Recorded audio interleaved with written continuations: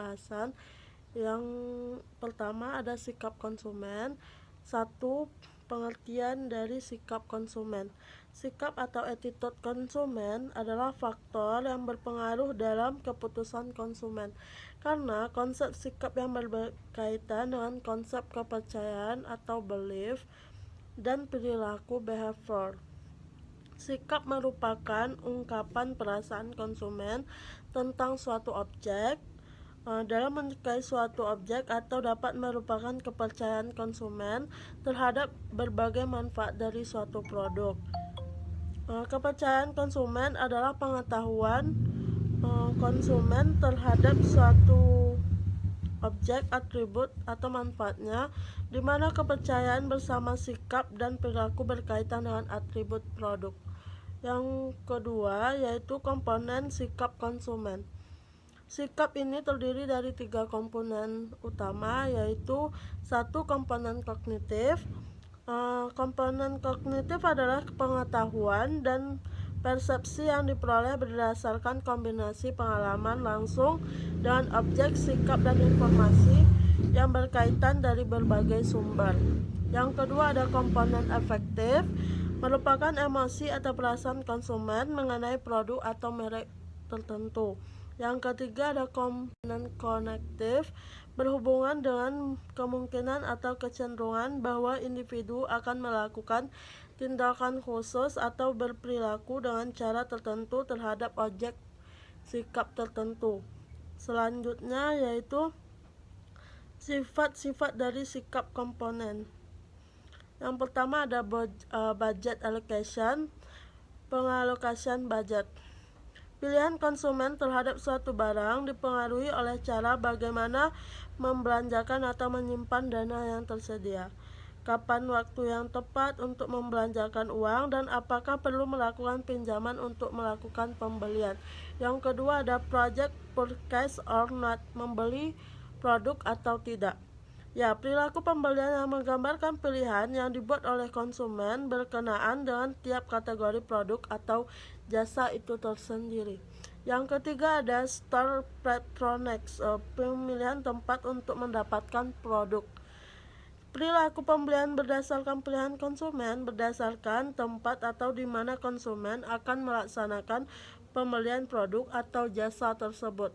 Yang keempat ada brand and style decision, keputusan atas merek dan gaya pilihan konsumen untuk memutuskan secara terperinci mengenai produk apa yang sebenarnya ingin dibeli.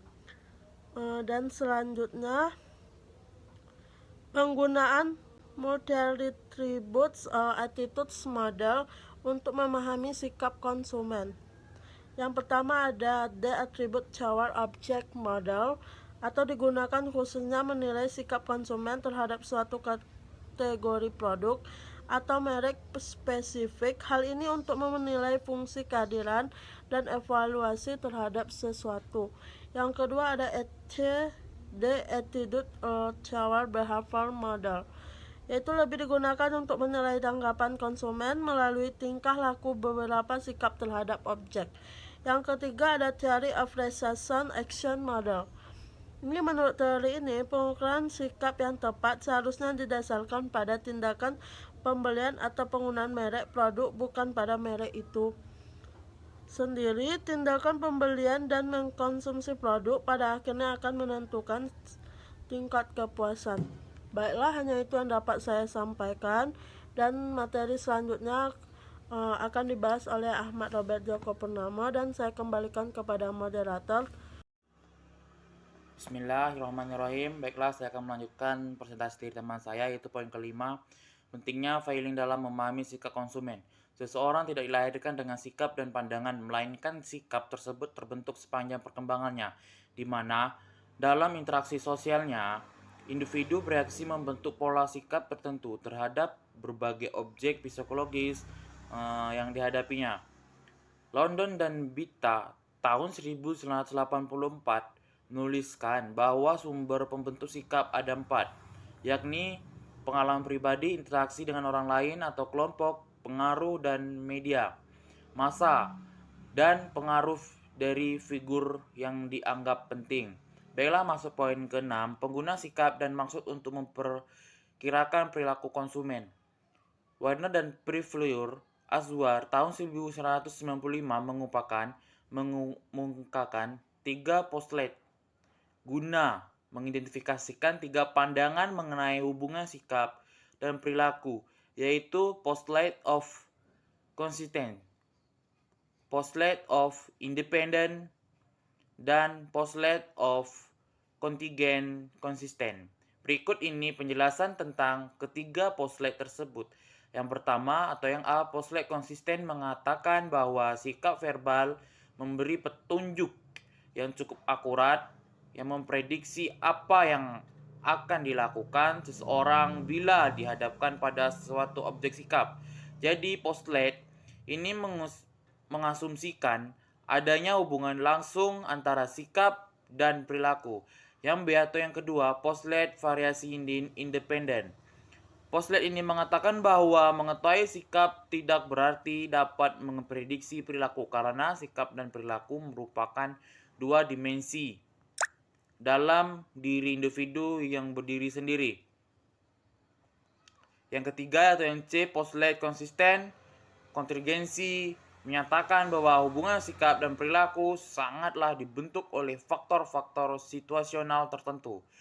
Kita masuk B, yaitu motivasi konsumen. Ini ada poin yang pertama, mengerti motivasi konsumen. Motivasi konsumen adalah keadaan di dalam pribadi seseorang yang mendorong keinginan individu untuk melakukan kegiatan guna mencapai sesuatu tujuan. Dengan adanya motivasi pada diri, seseorang akan menunjukkan sesuatu perilaku yang diarahkan pada sesuatu tujuan untuk mencapai sasaran kepuasan. Jadi motivasi adalah proses untuk mempengaruhi seseorang agar melakukan sesuatu yang diinginkan. Baiklah kawan-kawan, semoga kawan-kawan bisa memahami apa yang saya bacakan, apa yang saya jelaskan.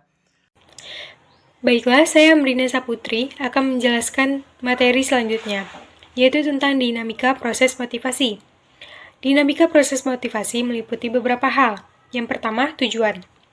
Perusahaan harus bisa menentukan terlebih dahulu tujuan yang ingin dicapai, baru kemudian konsumen dimotivasi ke arah itu. Lalu yang kedua, mengetahui kepentingan. Perusahaan harus bisa mengetahui keinginan konsumen, tidak hanya dilihat dari kepentingan perusahaan semata. Lalu yang ketiga, komunikasi efektif. Melakukan komunikasi dengan baik terhadap konsumen, agar konsumen dapat mengetahui apa yang harus mereka lakukan dan apa yang bisa mereka dapatkan. Lalu yang keempat, integrasi tujuan. Proses motivasi perlu untuk menyatukan tujuan perusahaan dan tujuan kepentingan konsumen. Lalu yang terakhir, fasilitas. Perusahaan memberikan fasilitas agar konsumen mudah mendapatkan barang dan jasa yang dihasilkan oleh perusahaan. Lalu selanjutnya ada kegunaan dan stabilitas pola motivasi.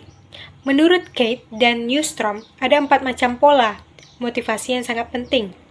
Yang pertama, motivasi prestasi, yaitu mendorong dalam diri orang-orang untuk mengatasi segala tantangan dan hambatan dalam upaya mencapai tujuan. Lalu yang kedua, motivasi afiliasi, yaitu dorongan untuk berhubungan dengan orang-orang atas dasar sosial. Lalu yang ketiga, motivasi kompetensi, yaitu dorongan untuk mencapai keunggulan kerja, meningkatkan keterampilan, mencegah masalah, dan berusaha keras untuk inovatif. Lalu yang keempat, motivasi kekuasaan, yaitu dorongan untuk mempengaruhi orang-orang dan mengubah situasi. Pengetahuan tentang pola motivasi membantu para manajer memahami sikap kerja masing-masing karyawan. Mereka dapat mengelola perusahaan secara berkala sesuai dengan pola motivasi yang paling menonjol. Selanjutnya, memahami kebutuhan konsumen. Kebutuhan konsumen dapat diklarifikasikan sebagai berikut. Yang pertama, fisiologis. Merupakan dasar-dasar kelangsungan hidup termasuk rasa lapar, haus, dan kebutuhan hidup lainnya. Lalu yang kedua, keamanan. Merupakan berkenaan dengan kelangsungan hidup fisik dan keamanan.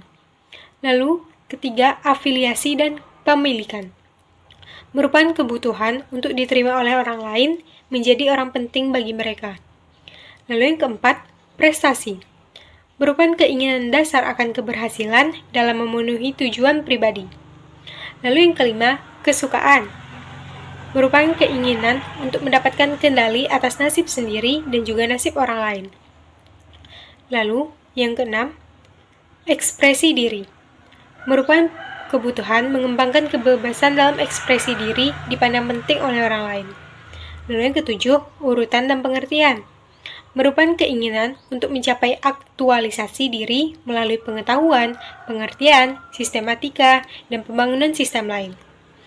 Dan yang kedelapan, pencarian variasi. Merupakan tingkat kegairahan, fisiologis, dan stimulasi yang dipilih kerap diekspresikan sebagai pencarian variasi. Lalu yang kesembilan, atribusi sebab akibat.